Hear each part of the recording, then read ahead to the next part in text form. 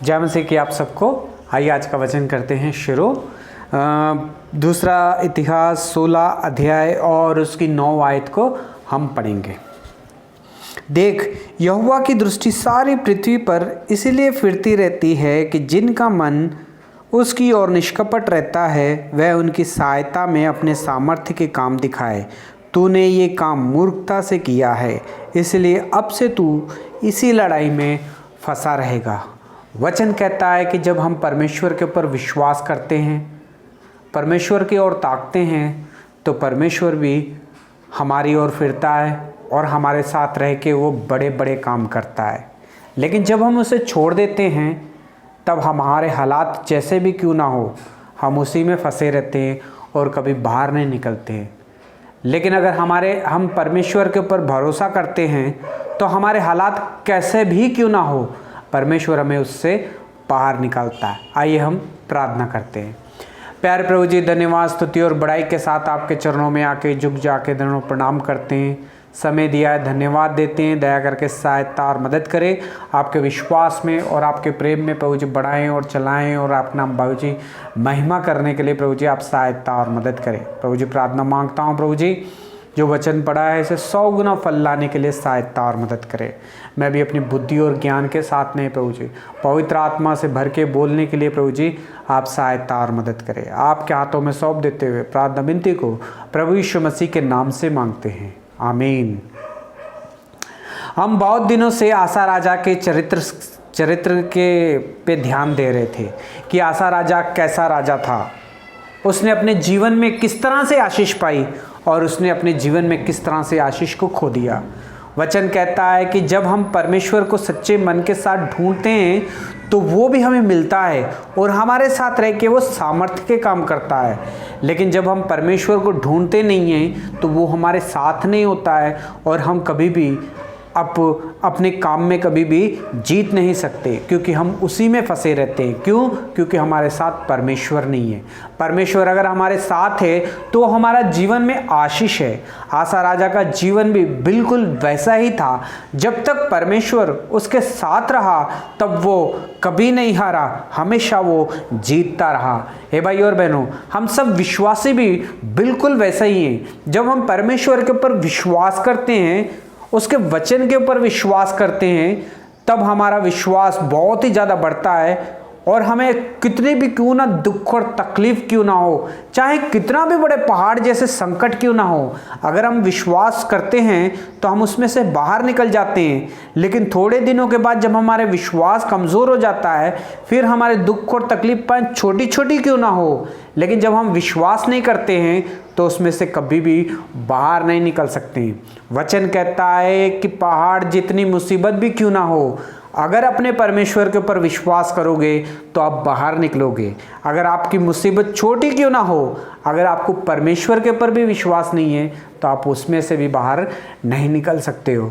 हे भाई और बहनों, एक विश्वासी का जीवन कैसा होता है? जब वो उद्धार पाता है, नया जन्म पाता है, बपतिस्मा ले लेता है, मंडली में आ जाता है, तो वो विश्वास करना शुरू कर देता है। शुरुआत के दिन जो है बहुत ही अच्छे होते हैं, बहुत ही ज़्यादा विश्वास करता है। लेकिन जब उसके दिन थोड़े से बढ़ जाते हैं, या 5 साल विश्वास में, 20 साल, 25 साल, 30 साल हो जाते हैं, तो अपने विश्वास में वो गिरना शुरू हो जाता है। वचन कहता है कि हमारा आरंभ कैसा भी क्यों ना हो, लेकिन हमारा अंत जो है बहुत ही अच्छा होना चाहिए, परमेश्वर की महिमा के लिए होना चाहिए। हे भाई और बहनों, यहाँ पे हम आसा राजा को देखते हैं। आसा राजा के जीवन के बारे में अब तक देखा कि उसके जीवन में उसने 35 साल तक उसने राज्य किया और 35 साल तक वो विश्वास में बना रहा।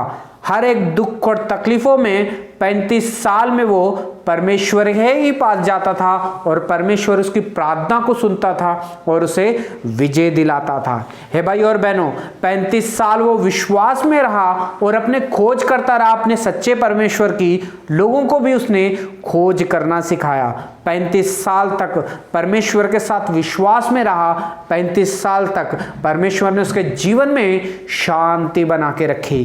हे भाई और बहनों, वचन कहता है कि हम भी अगर विश्वास करेंगे तो परमेश्वर हमारे जीवन में भी जो है शांति बना के रखता है। हे भाई और बहनों, यहाँ पे हम देखते हैं कि जब पिछले हफ्ते हमने देखा था कि जब युद्ध आया, जब 35 साल के बाद में जब उसका जीवन जब शुरू हुआ तो युद्ध आया। जब युद्ध आया तो युद्ध के टाइम पे वो 35 साल तक वो परमेश्वर के साथ रहा, लेकिन 35 साल के बाद में जब युद्ध हुआ तो वो युद्ध में वो अपने परमेश्वर यहोवा के पास नहीं गया मदद मांगने के लिए, बल्कि एक राजा के पास यानी कि एक इंसान के पास चले गया मदद मांगने के लिए।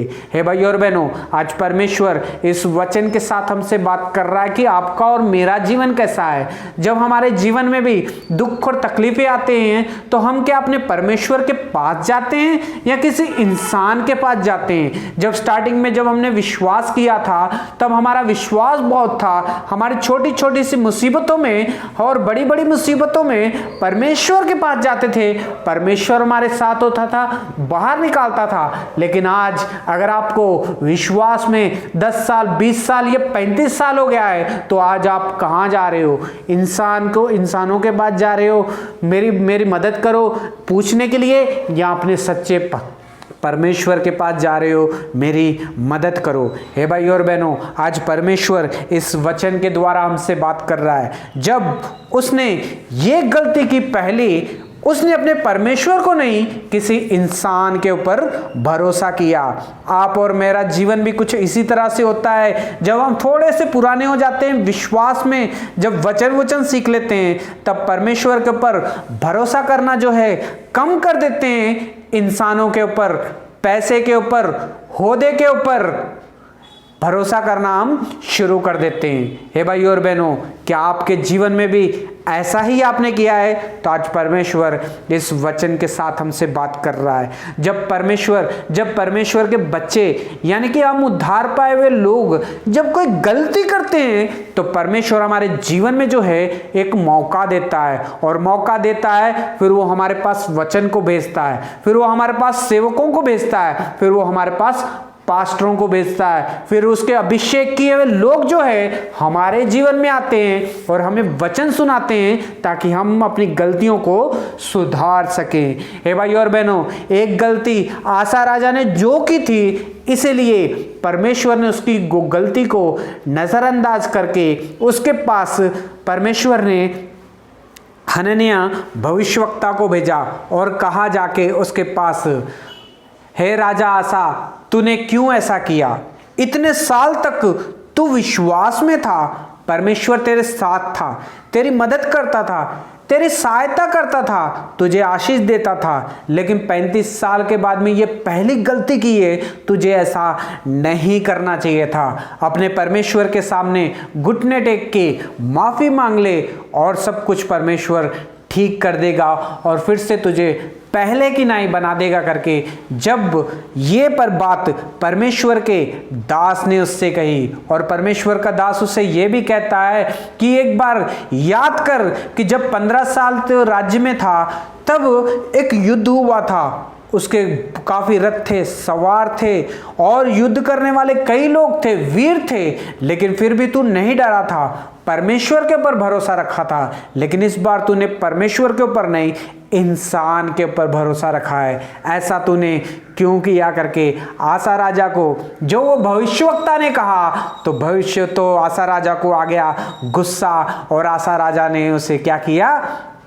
मरवा डाला। किसके?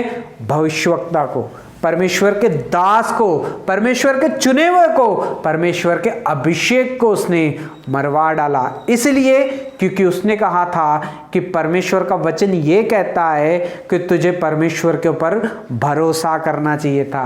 हे भाई और बहनों, जब हमारे जीवन में आशीष आती है, जब हम प्रभु यीशु मसीह को जान लेते हैं, जब वचन हमारे अंदर आता है, जब हम बपतिस्मा ले लेते हैं, तो सबसे पहले हमारा काम जो होता है, हमारा जीवन जो है बदल जाता है और हम प्यार से भर जाते हैं और अपने सेवकों की सबसे पहले इज्जत करते हैं। हे भाई और बहनों, हर कोई जो है, इंसान जो है, जो कोई भी है, जो भी कोई विश्वासी क्यों ना हो, अगर वो परमेश्वर के ऊपर विश्वास करता है तो परमेश्वर के चुने हुए लोगों के ऊपर भी वो विश्वास करेगा और उनका आदर और सम्मान करेगा, और जो वो बात कहेंगे उसको वो मानेगा। क्यों वो परमेश्वर के दास की और चुने हुए लोगों की बात मानेगा? क्योंकि वो खुद उद्धार पाया है, नया जन्म पाया है। ये चीज जो है परमेश्वर उसे सिखाती है कि हमें एक दूसरे से प्यार करना चाहिए और परमेश्वर के दास का भी आदर करना चाहिए। हे भाई और बहनों, जो कोई भी विश्वासी है वो सबसे पहले परमेश्वर के दास का आदर करता है। हे भाई और बहनों, अगर वो परमेश्वर के दास का आदर नहीं करता है, उसका निरादर करता है, उसकी बेइज्जती करता है, उसके ऊपर गुस्सा करता है और उसे भला बुरा कहता है, तो इसका मतलब ये है कि परमेश्वर का डर जो है उसके अंदर से कम हो गया है। परमेश्वर का विश्वास जो था उसके ऊपर, जो परमेश्वर के ऊपर विश्वास करता था, वो भी अब कमजोर हो चुका है। इसीलिए वो परमेश्वर के दास का भी अभी आदर नहीं करता है। हे भाई और बहनों, 35 साल तक आसा राजा विश्वास करता रहा और 35 साल तक वो परमेश्वर के दासों की आज्ञा मानता रहा, उनका मान सम्मान करता रहा और परमेश्वर उसके जीवन में जो है आशीष देता रहा। जब परमेश्वर के दास ने जब आसा को कहा कि तूने ये गलती की है, इसे सुधार ले, माफी मांग ले, माफी मांगी नहीं उसने, उसके जीवन में घमंड आ गया था। घमंड इंसान को कब आता है?